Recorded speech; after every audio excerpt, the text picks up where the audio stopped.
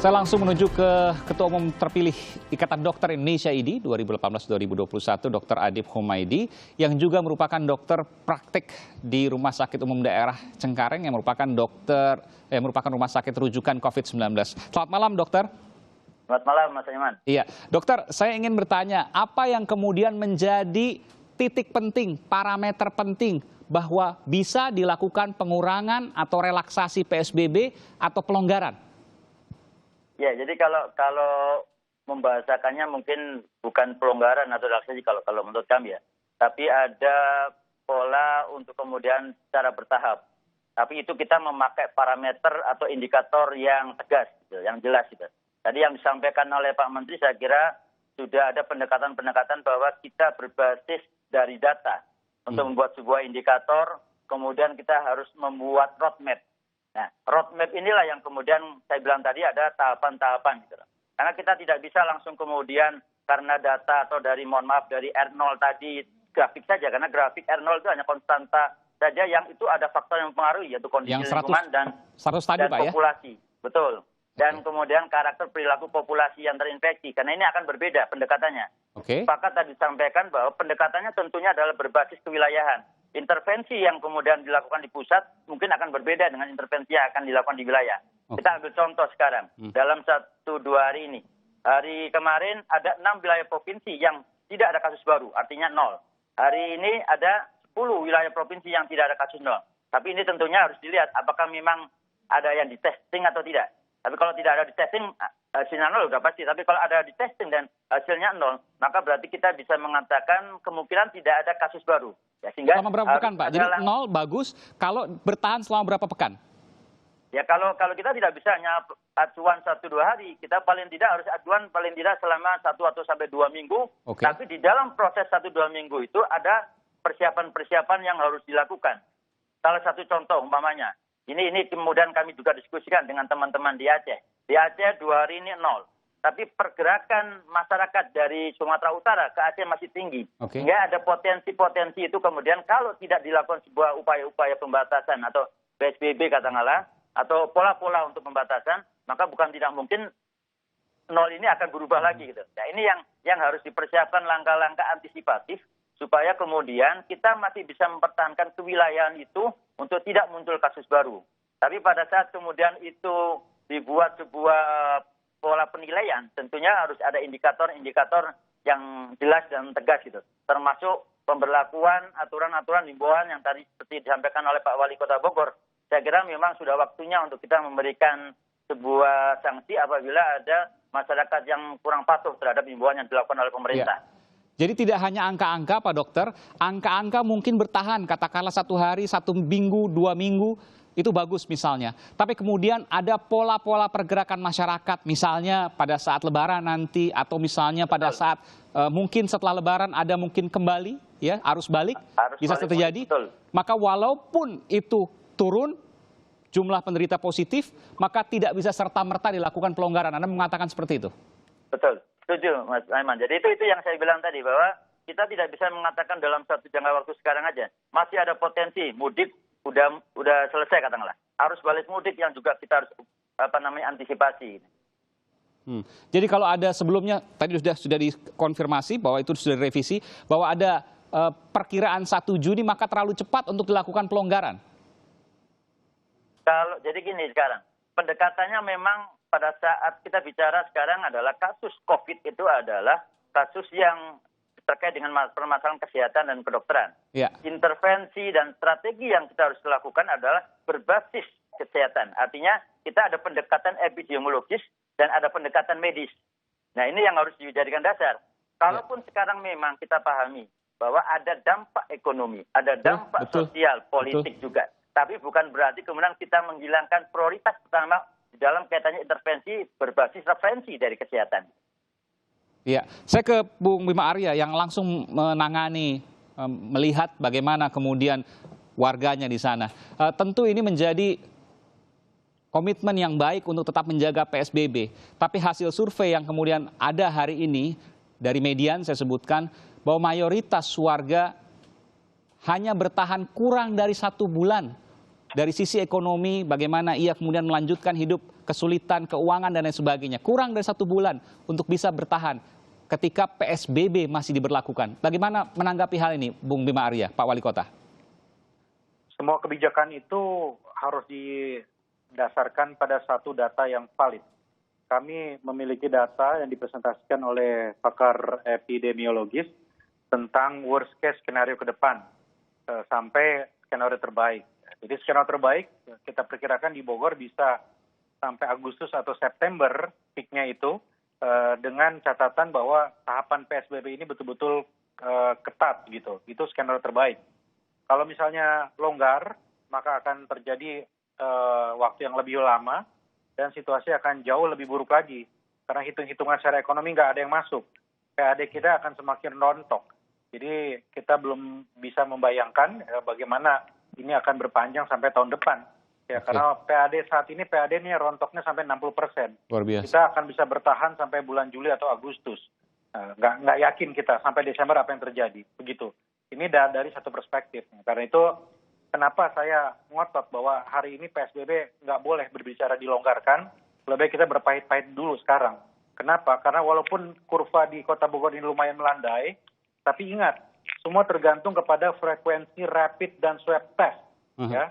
Yang kedua tergantung juga berapa lama kita menerima hasil swab.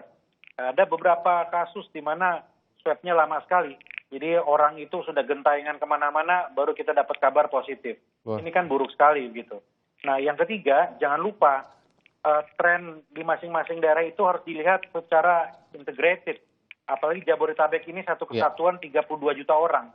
Jadi nggak bisa di sini longgar, di sana ketat. Ya, kita berbicara satu wilayah, mega cities yang terkoneksi satu sama lain, yang harus kompak. Nah, makanya kita intens nih dengan Gubernur Jakarta, Bogor, Depok, Bekasi, terus mencoba menyamakan frekuensi. Termasuk misalnya kebijakan sholat id. Kita harus kompak, harus sama. Kalau enggak, di sini longgar, nanti yang ketat akan lari warganya ke yang longgar, gitu. Oke, saya ke Pak Menteri. Pak Menteri, saya akan tunjukkan nanti data-data di antaranya Jakarta dan Jawa Barat bahwa terjadi pelandaian di Jakarta dan Jawa Barat. Kita bersyukur tentu dengan informasi ini terkait dengan PSBB yang dilakukan di 2 daerah tersebut, di 2 provinsi, Jakarta dan Jawa Barat. Walaupun tadi disampaikan oleh Pak Dokter, Pak Adip Humaydi, Ketua Umum IDI, dan juga Pak Wali Kota yang langsung kemudian terjun ke lapangan, bahwa pelonggaran atau pengurangan atau apapun istilahnya belum layak untuk dilakukan meskipun sudah ada pelandaian, tapi bahwa ada tantangan ekonomi, bahwa ada kesulitan ekonomi jika PSBB diperpanjang terus. Bagaimana kemudian pemerintah pusat melihat hal ini, Pak Menteri? Baiklah. Jadi tadi kan saya berbicara R0 ya, R0, plan R0. Tadi benar Pak Dokter tadi menyampaikan itu adalah reproduction rate. Bappenas juga menghitung dengan cara efektif reproduction rate, di mana ini dipertimbangkan lebih adaptif karena mempertimbangkan perilaku manusia yang membuat laju reproduksi kasus berbeda di tiap titik, di tiap keadaan, di tiap tempat. Nah, yang kedua adalah yang ingin saya sampaikan, memang akan ada kombinasi kalau Bung Arya bayangkan ada sumbu X. Sumbu X itu adalah terkait dengan penularan. Ya, penularan, jadi maksimalisasi kita untuk melakukan containment terhadap virus containment. Kemudian itu sumbu E, katakanlah begitu, sumbu X-nya itu adalah ekonomi, ya kan? Kebijakan ekonomi.